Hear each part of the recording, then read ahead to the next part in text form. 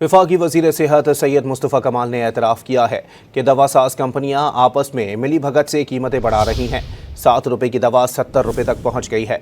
आपको अपडेट कर रहे हैं इस हवाले से। वफाकी वज़ीर सेहत सैयद मुस्तफ़ा कमाल ने इंकशाफ किया है कि अद्वियात साज कंपनियां आपस में मिली भगत से कीमतें बढ़ा रही हैं। मज़ीद जानते हैं डॉन न्यूज़ की नुमाइंदा रुखसाना खान से।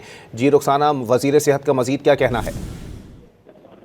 जी बिल्कुल, सेनेट की कायमा कमेटी बराए सेहत का इजलास जारी है। CEO ड्रैप डॉक्टर उबैदुल्ला की कमेटी को ब्रीफिंग है और अद्वियात की कीमतों में इजाफे पर सर्वे कर रहे हैं। डॉक्टर उबैदुल्ला का कहना है और उनका ये भी कहना है कि 190 अद्वियात की कीमतों में इजाफे की रिपोर्ट सितंबर में पेश होगी और इसी हवाले से वजीर सेहत का ये कहना है कि अद्वियात को डीरेगुलेट करके मुकाबले की फिजा पैदा करना मकसद था। दवा साज कंपनियां आपस में मिली भगत से कीमतें बढ़ा रही हैं और उन्होंने ये भी कहा कि 7 रुपये की दवा जो है वो 70 रुपए तक पहुंच चुकी है। वजीर सेहत का इतराफ है और इसके अलावा उनका ये भी कहना है कि डीरेगुलेशन कोई हतमी फैसला नहीं है, इस पर नजरसानी भी हो सकती है। और चेयरमैन कमेटी का इस हवाले से कहना है कि अदविया साज कंपनियां जो है वो माफिया बन चुकी हैं और मुस्तफ़ा कमाल का कहना है कि डीरेगुलेशन का मकसद हासिल नहीं हुआ। जी बहुत शुक्रिया रुखसाना।